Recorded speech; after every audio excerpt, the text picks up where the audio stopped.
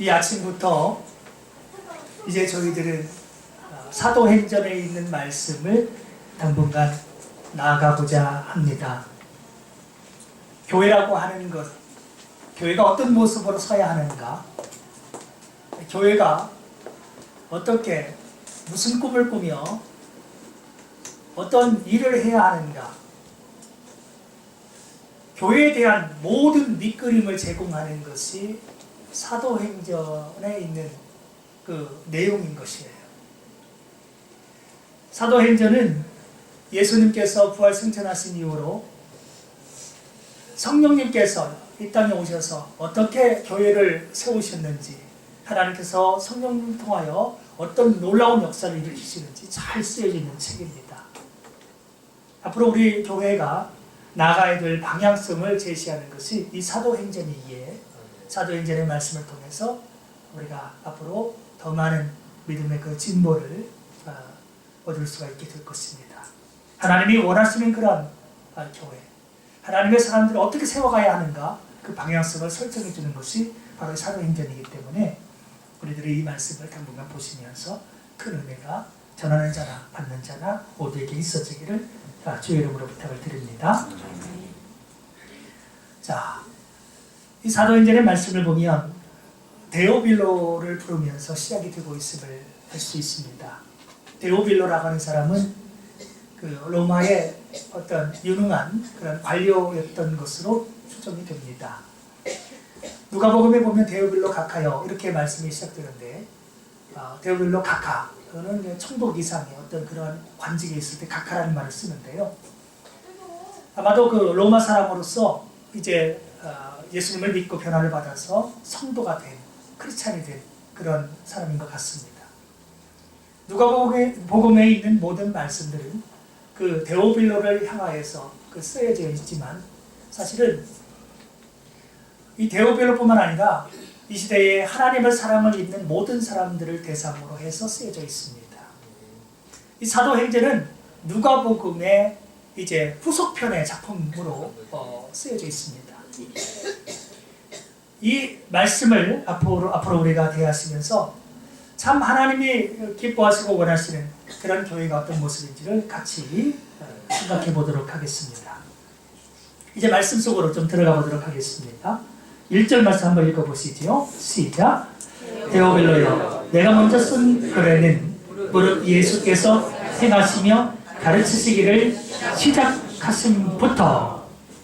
자, 그 다음에 2절 말씀 또 읽습니다. 시작. 그가 택하신 사도들에게 성령으로 명하시고 승천하신 날까지의 일을 기록하였노라. 자, 1절 2절의 말씀을 보면 데오빌로를 부르면서 그에게 내가 먼저 쓴 글의 내용이 이러하다, 여기까지 기록이 되었다라고 이제 말하고 있는 것이 보여집니다. 그러면 이게 무슨 얘기냐면, 데오빌로, 누가복음에서 가카라고 그러잖아요. 데오빌로 가카에게 먼저 쓴 글이 있었어요. 그게 사도행전이 아닌 그 이전 작품 누가복음이라고 하는 것입니다. 누가복음을 먼저 썼었는데, 누가복음에 먼저 쓴 그 글의 내용은 뭐냐? 바로 예수님께서 행하셨던 일들, 그리고 가르치셨던 내용들, 거기를 시작해서 그분이 택하신 사도들, 그들에게 성령으로 명령하셨고 또 승천하시기까지의 모든 일들, 예수님의 사역의 시초부터 승천하시기까지의 모든 내용들을 기록했다라고 하는 것입니다. 누가복음은 그러므로 예수님 중심의 책이에요. 예수님이 어떤 분인가라고 하는 것을 소개한 책이 누가복음이라고 하는 것입니다. 그러면 왜 사도행전에 시작을 하면서 왜 누가복음에 있는 이 얘기를 시작할까? 교회는 예수 그리스도 중심으로 나가야 한다는 것입니다. 예수 그리스도 중심으로 서지 아니하면 교회는 더 이상 교회 될 수가 없는 것입니다. 교회가 교회 될 수 있는 것은 예수 그리스도께서 그 안에 있기 때문입니다. 예수님이 머리 되시고 예수님이 주장하시는 교회 될 때에 이 교회가 하나님의 뜻대로 아름답게 성장해 나가고 복음 사역을 잘 감당할 수 있다라고 하는 것입니다. 먼저 썼던 그 글에도 예수님의 핵심이거니와 지금 사도행전을 시작하면서 예수님이 우리들에게 명령하는 것을 기다려야 한다는 것입니다. 누가복음이나 사도행전이나 할 것 없이 예수님께서 가장 중요한 그러한 분이세요. 오늘 우리의 삶 가운데, 믿음 생활 가운데 예수님 중심이십니까? 예수님이 중심이 되지 않는다면 우리는 쓰러지고 넘어지고 우리는 언젠가 믿음을 상실할 수도 있어요. 단지 교회 건물이 좋아서, 단지 교회 사람이 좋아서 어울리면서 한 해 한 해를 보낸다는 것은 큰 의미는 없습니다. 나름대로 그 자체가 재미는 있을지 모르지만, 어떤 교제하면서 신선감이 있을지는 모르지만, 예수님을 만나지 못하면 그는 거듭날 수가 없어요. 예수님을 통하지 않고는 하나님의 나라에 갈 수가 없는 것입니다. 그분이 진리이십니다. 그분이 생명이십니다. 그분이 길이십니다.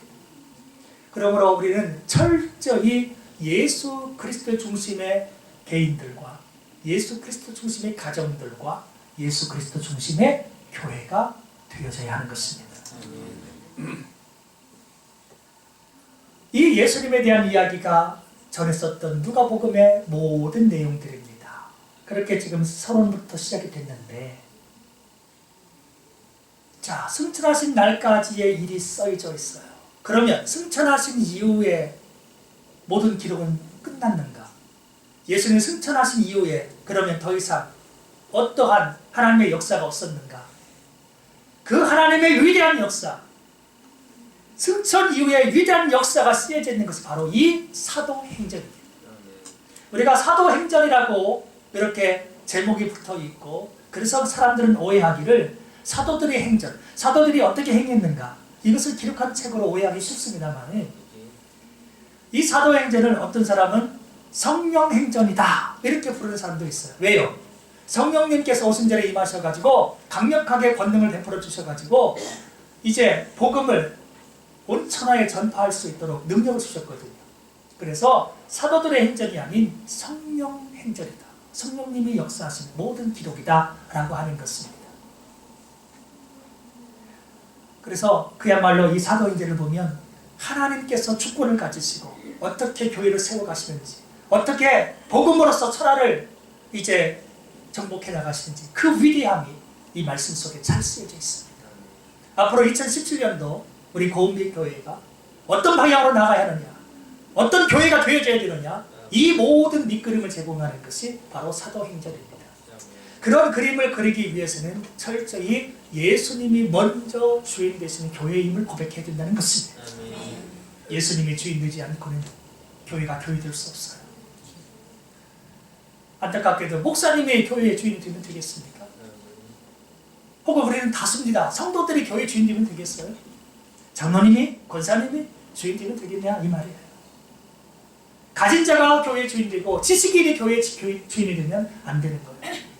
교회의 주인은 그야말로 나를 위해서 하늘보좌를 버리시고 세상 속에 오셔서 온갖 십자가에서 고난과 수모와 피를 다 남기면서 흘려주신 그 예수 그리스도, 우리를 위해서 생명도 포기하신 예수 그리스도, 그분이 주인이 되셔야만 되는 것입니다. 우리 가운데 누가 교회를 위해서 우리가 정말 손가락 하나라도 잘려본 적이 있나요? 우리가 교회를 위해서, 하나님을 위해서 누가 생명이라도 버려봤습니까? 아무도 없습니다.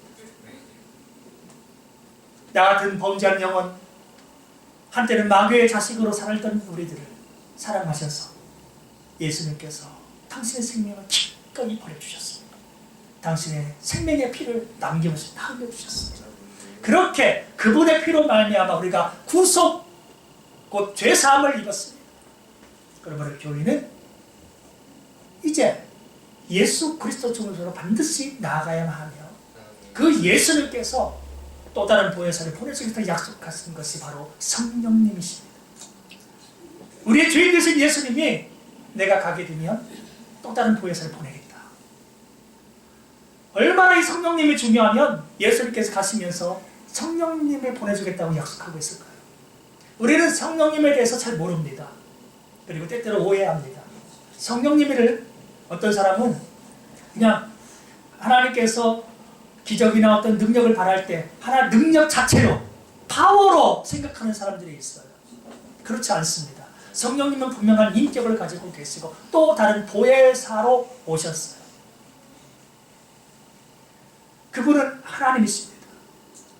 성삼위 일체 하나님, 성부로서 성자로서 성령님으로서 삼위 세 위격이 있어요. 동일한 하나님이십니다. 이 성령님이 오셔야 예수님이 승천한 이후에 모든 우리의 삶을 교회와 개개의 성도의 삶을 그분이 인도해 주실 거예요. 예수님이 오신 목적은 잘 아시는 대로 십자가에서 우리를 위해서 희생당하신 일이었어요. 그 일을 하나님만이 할 수 있기 때문에 그분이 거룩하신 하나님, 정말 깨끗하신 하나님, 죄가 없으신 그분이 와서 우리의 모든 죄를 대속하시고 짊어지시고 죽어주셔서 우리를 하여금 죄에서 해방될 수 있도록 만들어주셨어요. 그 사역을 하시고 예수님께서는 부활하시고 승천하셨잖아요. 그러면 그 이후에는 누가 책임을 져야 돼요? 내가 내 삶을 책임질 수 있나요? 우리는 여전히 예수님의 피로 구원을 입었지만, 구속을 입었지만 세상 살아가면서 여전히 죄를 지잖아요. 원치는 않지만 죄성이 있어가지고 늘 죄를 쳐요. 하나님께서 함께하지 않으면 우리는 쓰러지고 넘어집니다. 우리가 매번 기도해 보니까 알잖아요. 기도하면서 하나님의 뜻대로 살기를 그렇게 원하지만 어느새 또다시 뒤돌아보면 범죄해가지고 하나님 배울 때 다시 또 하나님 죄송합니다, 잘못했습니다, 다시는 이런 죄를 지지 않으려고 했는데 또다시 범죄했어요. 이게 우리의 약함이에요. 이 약함을 우리를 지으신 하나님께서 제일 잘 아십니다. 우리의 약함을 강함으로 바꾸시기 위해서 죄에 굴복하는 영혼이 아니라 죄를 이기고 승리할 수 있는 영혼들, 하나님의 말씀대로 살고 하나님의 나라를 세울 수 있는 사람들을 만들기 위해서 거룩하신 성령님을 보내주신 것입니다. 이 성령님이 꼭 필요하기 때문에 예수님께서 성령님에 대해서 약속하셨어요. 그 성령님은 언제 오십니까? 우리가 예수님을 똑바로 우리의 구주로 고백하고 예수 그리스도 중심으로 살 때에 오시는 것입니다. 예수님을 믿지 아니하고 내 마음대로 내 청력대로 살 때 성령님이 임하지 않습니다. 예수님 중심으로 십자가의 보혈을, 그 은혜를 알고 정말 그분 앞에 무릎 꿇고 살아갈 때에 주의 성령님이 함께하여 주시는 것입니다. 자, 예수님께서 승천하시기 전에 어떤 모습으로 계셨는가, 이걸 또 우리가 주목해서 봐야 돼요. 2절 말씀에 보면, 자, 다시 한번 읽어볼까요? 2절 시작. 그가 택하신 사도들에게 성령으로 명하시고 승천하신 날까지 이를 기록하였노라. 자, 예수님께서 승천하시기 전에 택하신 사도들을 부르셨습니다. 그리고 그들에게 성령을 통하여서 명령을 하셨습니다. 예수님께서 하신 말씀 하나하나는 성령님을 통하지 않고 말씀하시지 않았습니다. 성령님의 인도를 따라서 그분은 말씀하셨어요. 하나님과 함께 하시면서 늘 말씀을 주셨어요. 그분이 오늘 성령에 대한 약속들을 제자들에게 주셨어요. 우리들에게도 주시는 것입니다. 성령님이 어떤 분이신가, 그분을 기다리라고, 그분의 강력한 권능이 임하면 우리가 무슨 일이든 할 수 있다라고 말씀해 주시는 것입니다.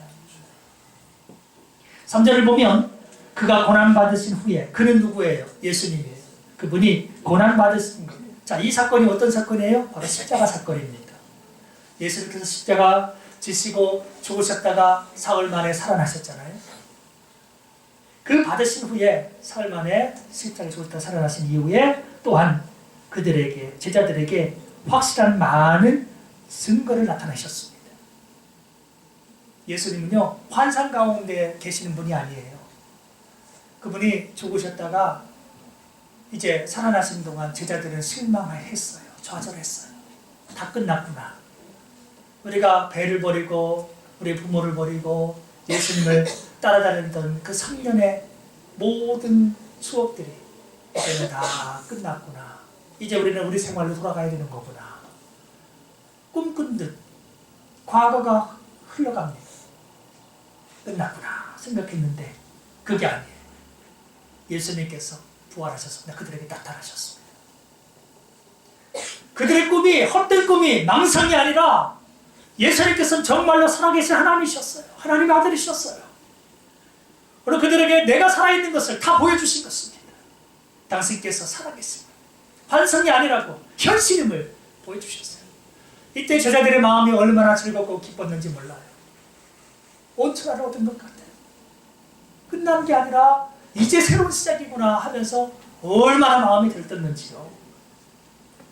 그분이 살아나셔서 여러 사람들에게 살아계심을 보여주셨어요. 한때는 일시에 한꺼번에 500명이나 되는 형제들에게 당신께서 살아계심을 보여주셨어요. 여러 번 예수님께서 당신의 부활하신 모습을 보여주셨습니다. 엠마오로 가는 제자들에게도 보여주셨죠. 마리아에게도 보여주셨죠. 여러 베드로에게도 많은 사람들에게도 때로는 도마에게도 나타나셔서 보여주시잖아요. 나는 보지 못해 못 믿겠다고 하는데 도마에게 나타나셔서 당신의 살아계심을 나타내셨습니다. 신이 보여주셨어요. 교회는 예수님께서 살아계신 분이심을 반드시 봐야 합니다. 믿음의 눈을 떠서 봐야 하는 것입니다. 교회가 예수 그리스도 중심이 될 때에 예수님을 인정할 수 있어요. 예수 그리스도 중심이 아니면 예수님을 볼 수 없어요. 예수님의 살아계심을 믿으십니까? 그분께서 오늘도 우리와 함께 하심을 믿으십니까? 그분은 살아계십니다. 그러면 예수님께서 살아나셔서 제자들에게 당신이 살아계신 모습을 이제 부활하신 모습을 보여주시다 그랬는데 잠깐 보여주고 사라지는 안개처럼 사라지는 그런 분이 아니셨어요. 무려 어느 기간 동안 살아계심을 보여주셨습니까? 부활하신 언제 동안 보여주셨어요? 40일 동안 40일이라고 하는 기간 동안 제자들에게 함께 하시면서 당신께서 부활하셨음을 증거하셨어요. 이 얘기는 교회라고 하는 것은 예수님의 부활하심을 목격하고 그분을 부활하신 예수님을 반드시 증거해야 된다는 겁니다. 그분이 살아계심 그리고 부활하심 그것을 교회는 증거할 책임이 있다라고 하는 것입니다.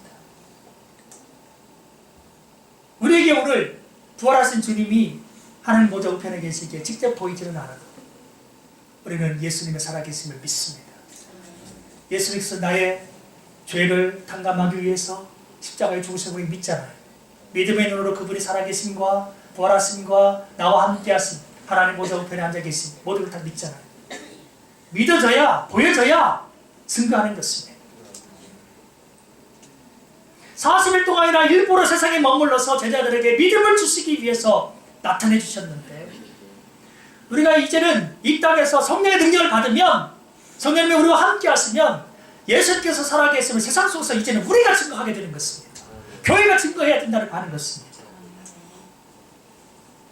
교회가 세상 속에 돈 많은 거 자랑할 거예요? 큰 건물 있는 거 자랑할 거예요?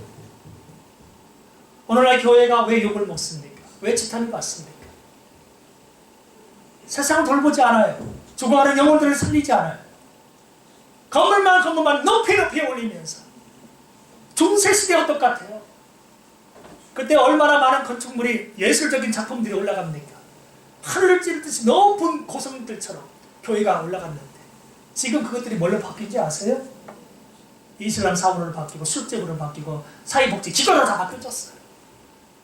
유럽의 교회에 성도들이 없어요. 노인층 몇 사람 살아남고 나머지는 젊은 층은 교회를 다니지를 않아요.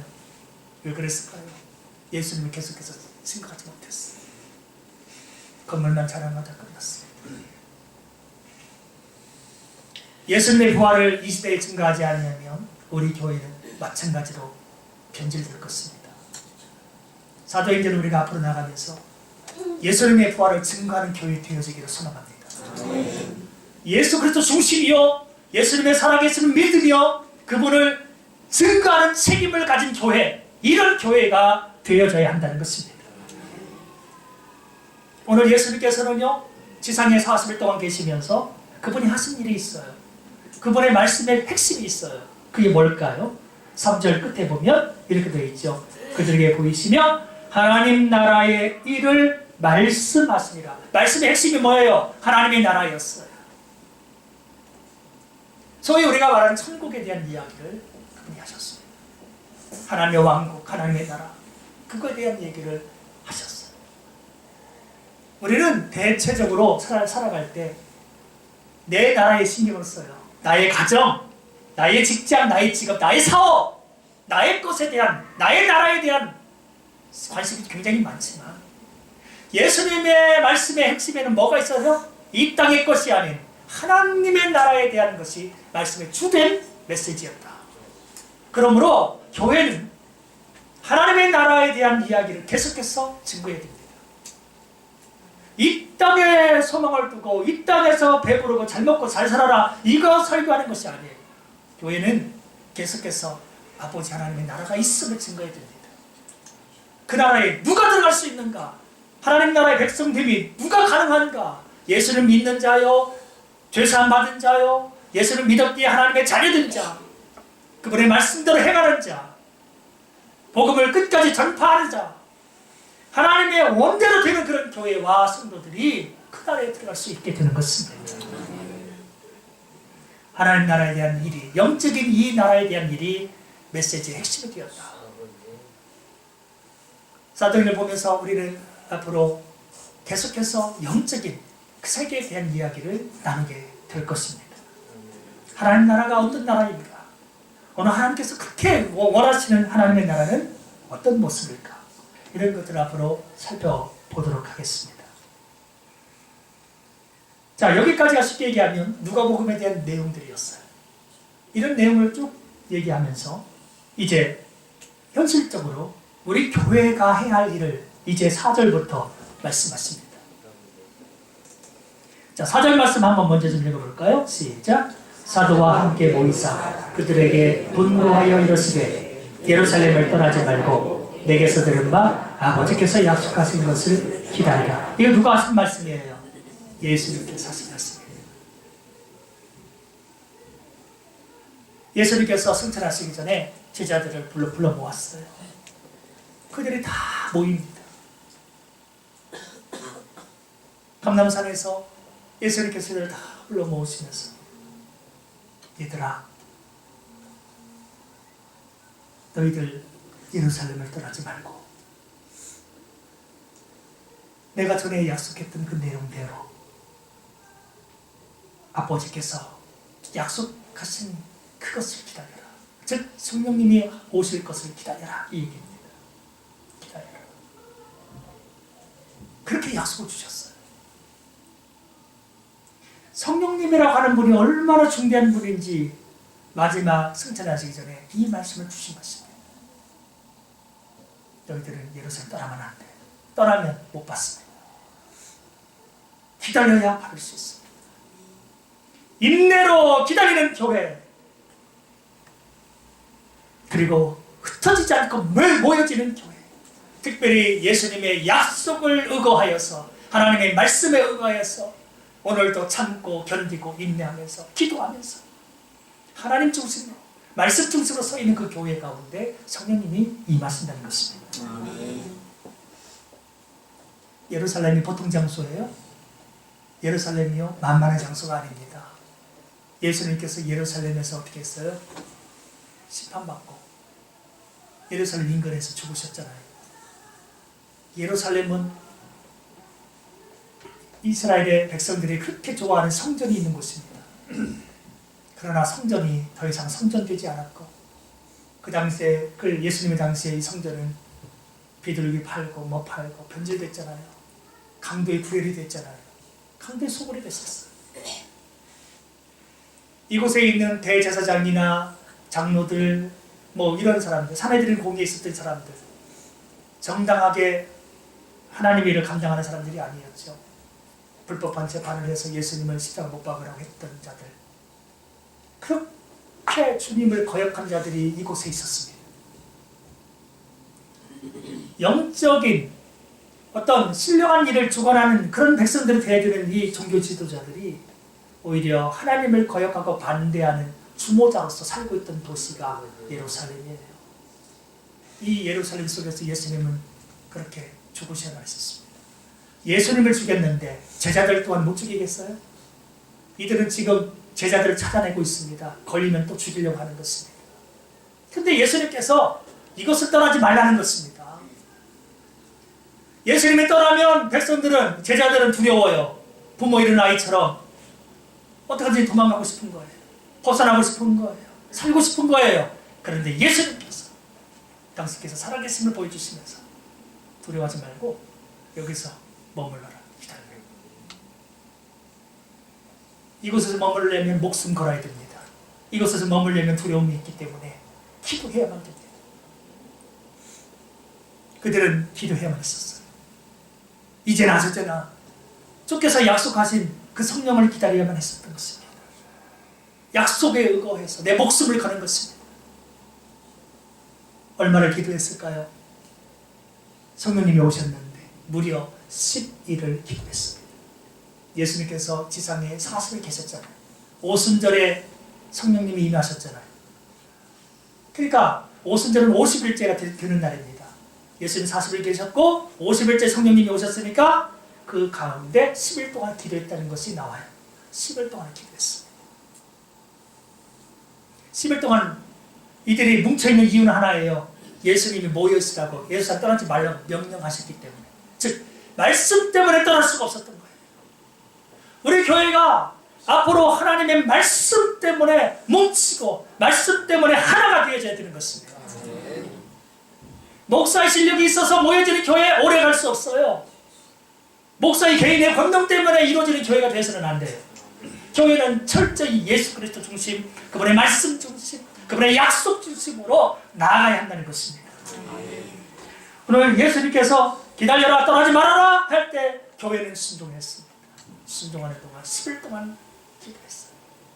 모여가지고 그냥 다과 나누면서 그들이 무슨 인간적인 교제 나누면서 있었던 게 아니에요. 기도하고 찬송하고 기도하고 찬송하고 말씀 보고 계속 그렇게 하면서 10일을 기다렸더니 오순절 성령님이 임하셨다는 것입니다. 예루살렘을 떠나지 않을 때, 주의 약속 하나 믿고 뭉쳐있을 때, 목숨 걸고 모여있을 때 성령님이 임하신 것처럼 오늘 이 시대에 우리가 자꾸 흩어지는 모습으로 살아서는 안 됩니다. 모이기를 패하는 어떤 자들의 습관처럼 자꾸 세상 속으로 나가려고 하면 안 됩니다. 세상이 각박할수록, 세상이 더 어려워질수록 우리는 하나님의 약속을 붙들고 예수님의 약속을 붙들고 교회 안에 자꾸 뭉쳐져야 되는 것입니다. 이곳에서 함께 기도해야 되는 것입니다. 약속을 의지해야 되는 것입니다. 기도할 때 우리가 세상을 이길 수 있는 힘, 성령님의 권능을 베풀어 주실 줄로 믿습니다. 아버지 약속하신 것을 기다려라. 왜? 이것이야말로 최고의 선물이거든. 약속하신 성령. 예수님은 육체로 이 땅에 오셔서 잠시 계시다가 가야만 했지만 성령님은 또 육체로 오시지 않기 때문에, 영적으로 임하시기 때문에 이분은 육체의 한계를 가지고 있어서는 할 수 없는 일들을 다 하십니다. 예수님이 육체로 계시는 동안 그는 피로도 느꼈죠. 그래서 잠도 자고, 그렇죠? 예수님께서 허기짐도 느끼고 이런 것을 다 하셨잖아요. 우리 인간처럼 똑같이. 그러나 성령님은 이 모든 것을 초월합니다. 인간의 부족한 모든 것을 초월합니다. 인간적인 제약을 다 초월해버리는 겁니다. 성령님은 동시다발적으로 모든 사람에게 함께 하셔서 기름을 부어주셔서 그들이 어떤 곳, 어떤 시간, 어떤 장소에 얽매이지 않고 마음껏 복음을 전파할 수 있도록, 마음껏 교회를 세워갈 수 있도록 함께하여 주시는 것입니다. 그 성령님은 약속 가운데 오셨어요. 아무런 사전 예고도 없이 문득 딱 떨어지는 것이 아니라 하나님께서 미리 예고해 주셨고 약속대로 기도하고 모여있을 때 그분은 드디어 오셨습니다. 성령님이 임하신 이후의 모습을 우리가 오늘 이 본문에는 안 나오지만 사도행 뒤에 보면 참으로 놀라운 일이 벌어집니다. 전에는 죽음 앞에 벌벌벌 떨던 제자들이 성령님이 임하니까 얼마나 담대해져서 복음을 외치는지 몰라요. 이 공회에 잡혔을 때에도 두려움이 없어요. 정말 멋진 얘기 하죠. 우리가 하나님 앞에서 너희 말 듣는 게 옳으냐 아니면 하나님 말씀 듣는 게 옳으냐라고 얘기하면서 일당백으로 서가지고 그냥 종교 지도자들이 꼼짝을 못해요. 어떻게 할 수가 없어요. 사람의 말로는 이길 수가 없어요. 성령님이 그 능력을 주시니까 하나님의 힘으로 모든 것을 감당하는 겁니다. 사랑하는 성도 여러분, 우리 교회에 성령님이 수많이 임하시길 간절히 소망합니다. 여러분, 우리 개개인에게 성령님이 함께 하셔서 나는 할 수 없는 그 일들을, 담대한 영적인 그 능력들을 성령님이 풍성히 베풀어 주시길 원합니다. 그래서 더 많이 전도하고 더 많이 하나님 앞에 바로 서고 더 많이 하나님의 말씀을 의지하고 정말 오직 하나님을 기쁘시게 드리는 그런 생명들 되어지기를 소망합니다. 하나님 약속해서 기다렸어요. 그러면서 예수님께서 5절에서 뭐라고 말씀하십니까? 5절도 읽어보죠. 시작. 요한은 물로 세례를 베풀었으나 너희는 몇 날이 못 되어 성령으로 세례를 받으리라 하셨느니라. 우리가 물로 세례를 받는다는 것은요, 뭐예요? 죄사함을 받는 겁니다. 물로 씻는 것처럼. 죄사함의 세례가 이 물세례예요. 물세례. 성령님의 세례는 뭐예요? 성령님께서 임하시면요, 각자가 회개의 영이 임하는 겁니다. 이제까지 우리가 잘못 살아왔던 모든 것에 대한 회개가 터져요. 성령님이 임하시면 예수님을 강력하게 믿게 됩니다. 성령의 이 세례를 받으면 우리는 이전 사람이 아니라 정말 새로운 사람이 되어서 철저히 예수님의 명령을 따를 수 있는 그런 개인과 교회가 되어지게 되는 것입니다. 성령의 세례를 받으라는 것입니다. 요한은 물로 세례를 베풀었었지만 그 세례보다도 성령님께서 주시는 세례, 통회하고 자복하게 하시며 하나님의 뜻대로 살아갈 수 있게 하시는 이 권능을 입어야 된다는 거죠. 그 세례를 받으리라. 이게 정말 중요하다고 하는 것입니다. 오늘 우리들이요, 물세례 받은 것으로 만족해하지 마십시오. 성령 세례를 받아야 하나님의 놀라운 일들을 감당할 수 있게 되는 것입니다. 주님은 약속하시면 반드시 뭐 하시는 분이에요? 이루시는 분이세요. 기다려라, 내 명령대로 따라라, 그러면 준다. 그 말씀은 오늘날도 그대로 적용이 되는 것입니다. 사랑하는 성도 여러분, 앞으로 사도행전을 통해서 주께서 정말 간절히 주의 명령을 따르는 우리 모든 이 사람들에게 강력한 성령의 권능을 주실 줄로 믿습니다. 그래서 믿어 의심치 말고 앞으로 더욱더 주의 말씀에 순종하고 따라가면서 기도하시는, 철저히 예수 그리스도 중심으로 서시는 모든 교회가 다 되어지기를 주의 이름으로 축원을 드립니다. 기도하겠습니다. 하나님 아버지, 하나님의 사랑과 은혜에 감사를 드립니다.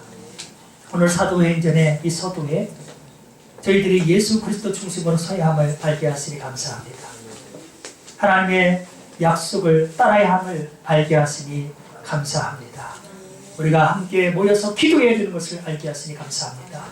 이제는 배운 그대로 말씀에 순종해서 살게 하여 주옵시고 기도할 수 있도록 도와 주옵시고 철저히 성령으로 세례를 입어야 됨을 우리들이 깨닫고 이제는 정말 단순한 인간적인 교제나 세상적인 어떠한 목적 때문에 주의 교회에 출입하는 것이 아니라 정말로 예수님을 만나고 예수님의 명령을 따르고 예수님께서 주시는 그 성령을 받아 능력 있게 모든 일들을 감당할 수 있는 그러한 주님의 자녀들이 다 되어지게 하여 주시옵소서. 성령님의 그 놀라우신 부어주시는 은혜가 내 개인에게도 차고 넘치며 가정 안에도 교회 안에도 그리고 우리가 몸담고 있는 직장과 일터 사업자 모든 곳에서 아버지 활발하게 일어날 수 있도록 도와주옵소서. 예수님의 이름으로 감사 기도드리옵나이다. 아멘.